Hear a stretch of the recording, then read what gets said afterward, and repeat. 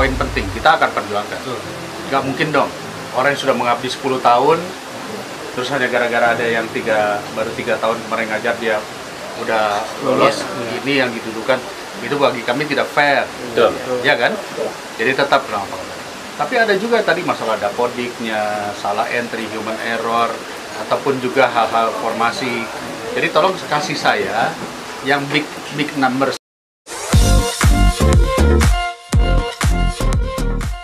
Untuk soal-soalnya. Kepada yang nggak lulus, coba siapa yang nggak lulus? Terima kasih. Nama saya Leti Andrian Dini.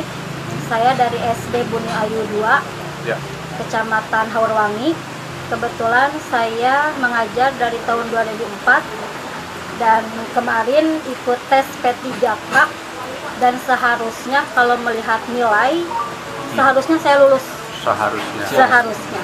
Tapi karena ada sesuatu hal yang saya pun tidak habis pikir, saya jadi tidak lulus karena nilai afirmasi saya tidak masuk.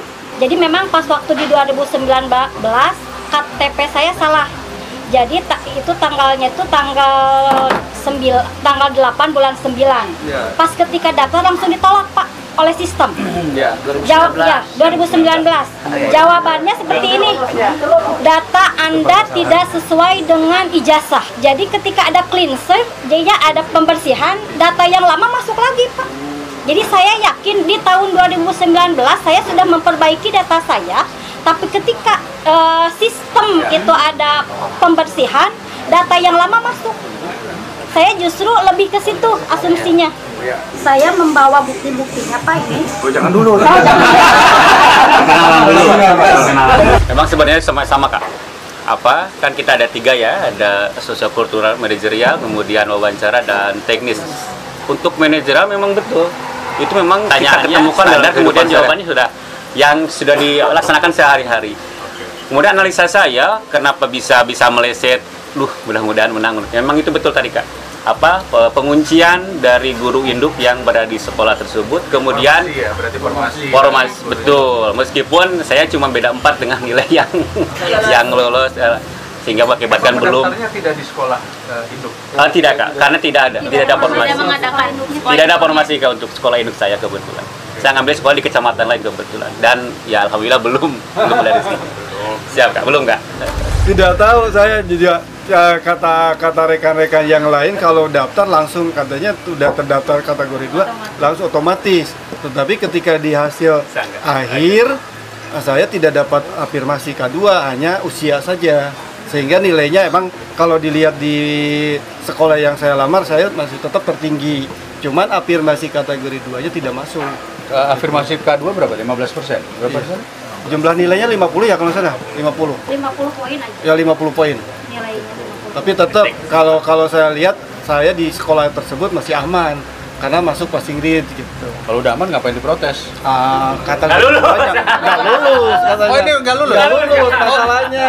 Nggak lulus karena yang di sekolah induknya di bawah saya gitu. Oke, baik. Jadi ini mestinya K2 tapi nggak masuk. Kira-kira karena faktor teknis atau karena faktor apa? Mungkin teknis. Teknis juga ya? Ya, teknis. Berarti usulan tadi namanya tidak masuk di dalam data yang K2-nya. Ya. Cuman dapat afirmasi usia saja. Yang kategori 2-nya tidak masuk. Itu, Kak, yang tadi telah saya sampaikan, krisis guru di Kabupaten Cianjur. Tadi untuk tes ya, Kak, ya. Untuk selanjutnya tentang saya yang sudah lulus nih, Kak. Apalagi nanti mungkin kawan-kawan saya yang menyusul. Saya udah kehilangan 2 orang anggota saya meninggal. Kenapa? Ya meninggal. Itu setelah dia mendapatkan SK, Kak. Angkatan saya yang lulus. Oh, yang dulu? Apa Kemarin. Ya, kemarin. Yang Maret 2021. Baru dong berarti ya? Ya, dia udah 3 bulan dapat SK, ternyata dia meninggal. Karena kita ini di sini mungkin belum ada aturannya, ini kita tidak punya apa-apa, Kak. Saya pernah ke BKD membawa adiknya, karena kakaknya yang meninggal, tidak mendapatkan 1 rupiah pun. Tunjangan kematian. Apalagi kayak taspen, uang duka nggak ada, Kak, buat kita. Sudah ada SK belum? Udah ada, Kak. Sudah ada. Ya, tolong itu juga menjadi bahan masukan, bahan di Komisi 10 untuk dibahas. Saya yang mengajar sekarang itu yang sudah dapat SK nih, Kak, ya. yang dapat SK, 2 orang meninggal, adiknya sampai ngetok-ngetok pintu BKD, Kak. Cek BKD teh, Kang Isal, mana aturanan anu menerangkan bahwa kalau mati P3K aya tunjangan. Saya akan mengajukan ke DPKAD. Kalau ada aturannya, saya buka di Google di mana-mana memang nggak ada, Kak. Tolong itu juga menjadi bahan rapat ya, Kak ya. Tunjangan atau jaminan? Jaminan kematian ini, kita mengabdi ini bukan setahun 2 tahun, Kak. Kita udah mencerdaskan bangsa, itu belasan tahun. Tolonglah ada sebuah kalau PNS ribut itu, kalau PNS mati misalnya meninggal 75 juta, kita setengahnya atau berapa gitu kan. Pernah ada ini nggak, maaf, sebelumnya pernah ada bimbel? Kalau yang sekarang Kan maaf, kan kita minta ada sosialisasi semacam kisi-kisi lah, dilatih. Ada nggak online?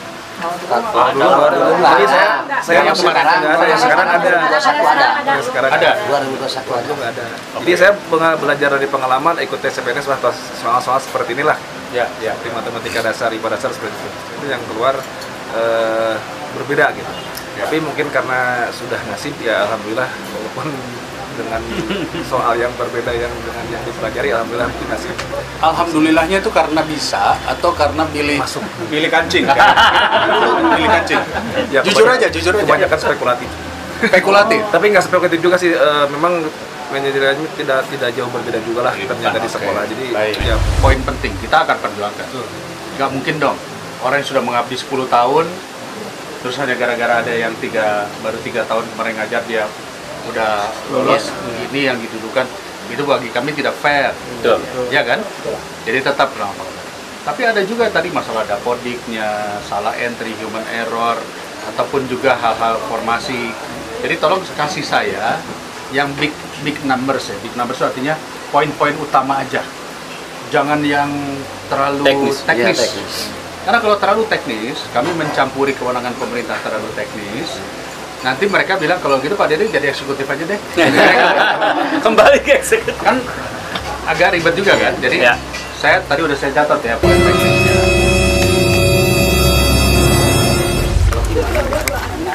Jadi saya udah ngobrol, udah diomel-omelin sama para guru ini, udah dicurhatin, udah dimaki-maki. Tapi yang jelas semua masukan-masukan ini saya tampung dan saya bisa lihat ada klaster-klaster masalah tuh adanya di mana. Karena dalam teori kebijakan publik kita bukan mencari kesalahan, tapi kita mencari apa yang menjadi sumbatan, loopholes ataupun kita sebutnya bottleneck-nya itu di mana. Nah, besok saya masih ketemu lagi dengan beberapa kawan guru-guru lainnya, kita dengerin juga. Jadi udah para guru nggak usah masuk ke DM saya deh, penuh. Pokoknya ini diperjuangkan.